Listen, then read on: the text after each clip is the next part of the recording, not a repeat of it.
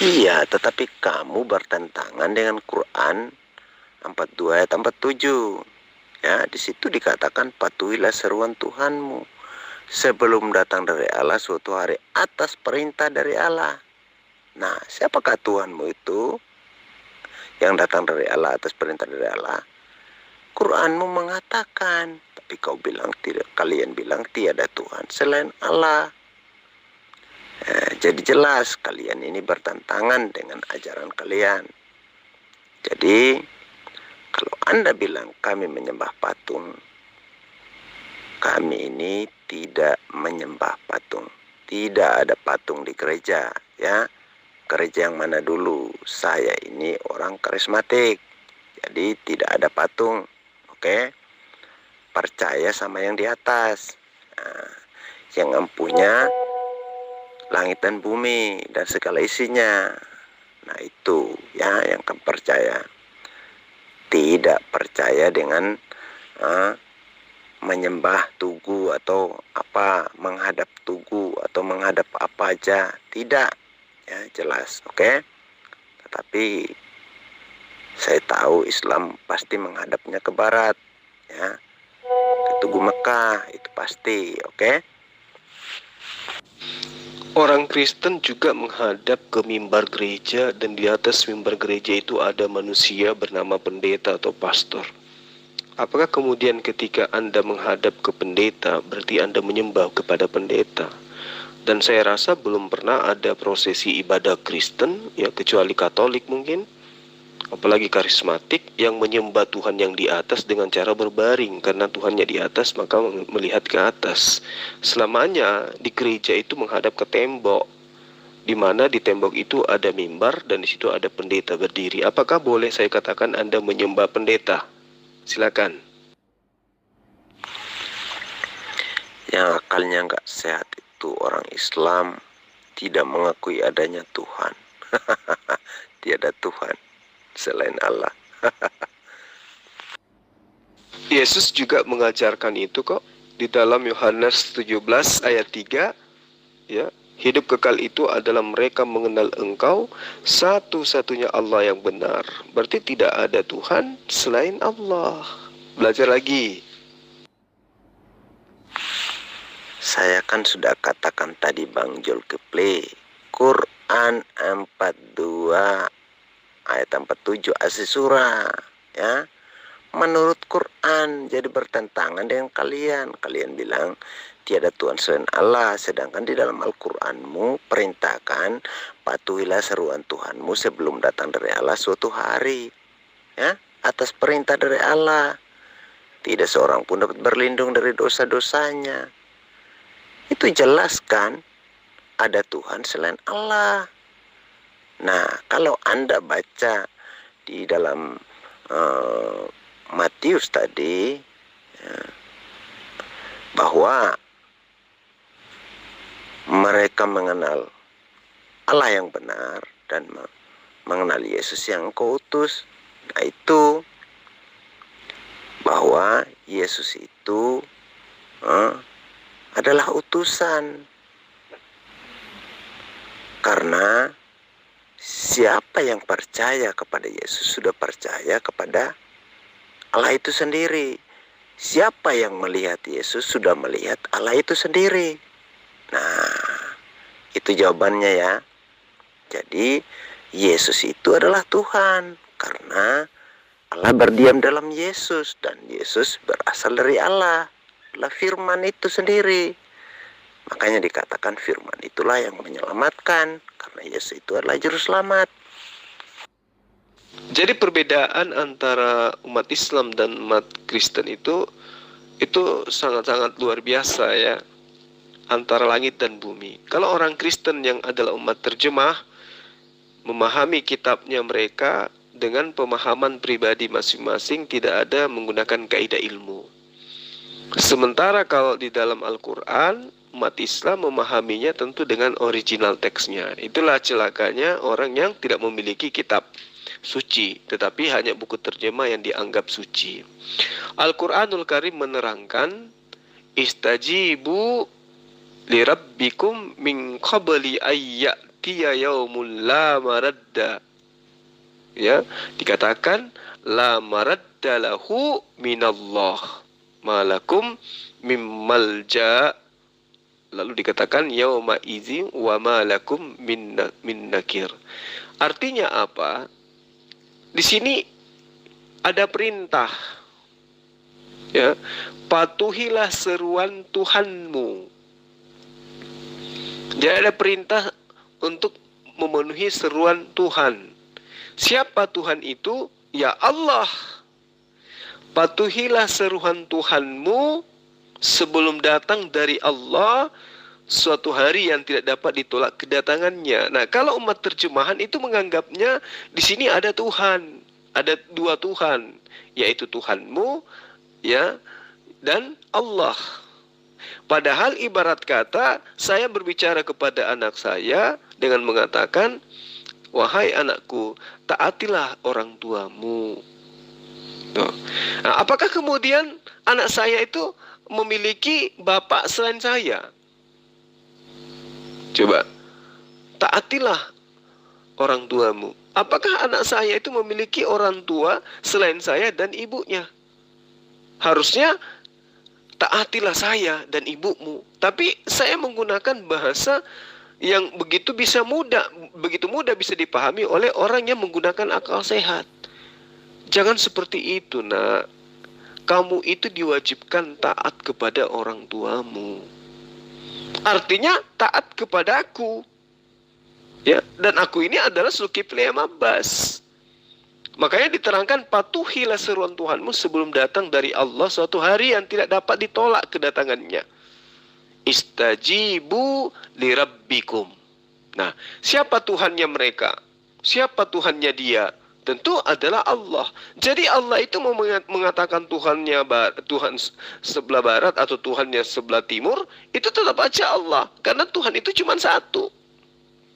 Itu yang perlu kamu pahami. Jadi arti daripada ayat ini, penuhilah seruan Tuhan kalian wahai orang-orang kafir dengan beriman dan mentaatinya sebelum hari kiamat tiba yang tidak mungkin ditolak. Saat itu kalian tidak memiliki tempat berlindung yang bisa menyelamatkan kalian dari siksa Allah, dan tidak ada tempat yang menghalangi kalian yang bisa kalian jadikan sebagai persembunyian. Jadi ayat ini jelas, ya, merupakan sebuah dalil yang mengandung dicelanya menunda-nunda, dan di dalamnya juga terkandung perintah untuk bersegera dalam melakukan segala bentuk amal saleh yang ada di depan hamba Allah atau ciptaan Allah. Karena penundaan memiliki akibat buruk yang tidak diharapkan. Nah, itu yang perlu kamu pahami dengan baik. Jadi ketika dikatakan patuhilah wahai manusia seruan Tuhanmu, ya, dengan bersegera kepada ketaatan terhadap perintah-perintahnya dan meninggalkan larangan-larangannya serta tidak menunda-nundanya sebelum datang hari kiamat dan seterusnya, itu sudah sangat jelas menceritakan satu Tuhan. Tapi karena kamu adalah umat terjemahan, ya, pola pikirmu, cara pandangmu terhadap sebuah terjemah itu tidak sama dengan kami yang memiliki original teks kitab. Pahami itu. Tuhan saya Allah yang datang dalam nama Yesus, ya. Itulah Tuhan saya. Jadi Yesus itu datang bukan mengajarkan bahwa dirinya itu adalah Allah. Yesus datang untuk memperkenalkan kepada Bani Israel cara menyembah kepada Allah. Apa itu? Kembali kepada hukum Taurat. Menyembah di sini dalam arti kata mentaati perintah-perintah. Nah, Yesus ketika datang kepada Bani Israel memperkenalkan perintah-perintah yang ada di dalam hukum Taurat. Yesus tidak pernah mengajarkan perintah-perintah yang ada di dalam kitabnya Kristen. Tadi di atas Anda sudah mengakui, ya, bahwa Tuhan yang Anda sembah itu adalah Tuhan yang datang dalam rupa Yesus. Artinya Tuhan Anda itu berubah menjadi manusia. Sementara Tuhannya Yesus yang disembah oleh Yesus itu tidak pernah berubah menjadi Yesus menurut Yesus. Karena Yesus sendiri mengatakan bahwa Bapa yang telah mengutus aku Wajahnya tidak bisa kamu lihat, suaranya pun tidak bisa kamu dengarkan. Sementara Yesus wajahnya bisa dilihat, suaranya bisa didengarkan, bahkan bisa dibunuh. Berarti Tuhan yang mengutus Yesus, bukanlah Yesus. Secara sederhana aja, tapi namanya doktrin ya, Anda harus menjadi seorang yang dewasa tapi bodoh. Dalam arti kata, Anda tidak bisa memahami ajaran Yesus itu sendiri seperti apa. Ya, mohon maaf saya harus katakan itu. Beda Bang Zulkifli ya. Kalau kami tidak pakai arah, kalau kalian itu kan satu tujuan ya. Islam semuanya arahnya ke barat ya, jelas ke Mekah. Nah, jadi kalau kami itu mau utara, selatan, timur, barat, di mana saja ya, itu tidak tidak patokan ya. Jadi kami itu hanya menghadap ke pendeta itu hanya untuk mendengarkan ceramahnya.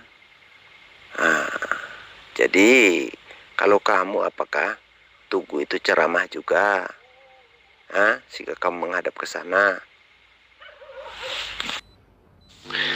Kalau Anda mengatakan arahnya lah, Anda setiap ibadah juga mengarah ke tembok. Celakanya tembok yang Anda sembah itu berantakan, berserakan. Kalau kami ya satu arah. Itulah kesempurnaan Islam di dalam beribadah yang membuat agama lain cemburu. Mau dimanapun, umat Islam di dunia ini harus mengarah satu titik tumpuan sebagai tolak ukur kebersamaan kami. Nah, kalian mau Anda sembunyikan seperti apapun, setiap Anda ibadah juga mengarah ke satu arah, yaitu ke arah tembok. Dan di depan Anda ada pastor, ada mimbar. Kalau Anda menuduh kami menyembah karena kami menghadap, berarti kamu juga menyembah tembok, minimal menyembah manusia bernama pastor atau pendeta. Sadar enggak sampai situ?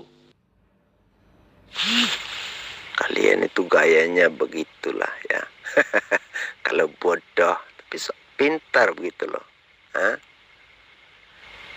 Memang kau menyangkali apakah ada umat Islam sujudnya menghadap ke timur? Makanya mikir dulu kalau bicara ya. Jangan sok pintar loh ya. Ya sama, saya belum pernah juga melihat ada orang Kristen di gereja menghadap ke plafon. Pasti menghadap ke tembok. Benar nggak? Kalian itu gayanya begitulah ya. Kalau bodoh tapi sok pintar begitu loh. Memang kau menyangkali apakah ada umat Islam sujudnya menghadap ke timur? Makanya mikir dulu kalau bicara ya. Dan harusnya Anda itu sadar ya, bahwa seluruh umat manusia yang mendapatkan tuntunan dari Nabi itu pasti mereka memiliki arah ibadah. Bagaimana kemudian umatnya Nabi Musa, pengikut-pengikutnya itu beribadah dengan memiliki arah. Jadi tidak seperti gereja Kristen berantakan gitu ya. Di dalam kitab Mazmur 5 ayat 7, situ diterangkan, tapi aku berkat kasih setiamu yang besar, aku akan masuk ke dalam rumahmu, sujud menyembah ke arah Ka'bahmu atau baitmu, atau ke arah baitulmu, baitullah maksudnya, yang kudus dengan takut akan engkau. Nah, di Mazmur 138 ayat 2 juga dikatakan, aku hendak sujud ke arah baitmu. Apa itu bait? Bait itu sama dengan Ka'bah, sama dengan Betel atau Baitullah. Ya, aku akan sujud ke arah. Ya, berarti selalu berbicara mengenai arah. Ya, berarti arah itu apa? Menghadap. Nah, lalu kemudian menghadap kemana? Menghadap ke bait. Makanya disebut Ka'bah itu dengan bait, Baitullah. Ngerti nggak? Atau masjid, atau rumah Allah. Nah, ini saudara tidak akan bisa paham karena dalam Kristen itu memang tidak ada arah di dalam beribadah selain menghadap ke pastor atau pendeta, ya. Itu yang perlu kamu paham.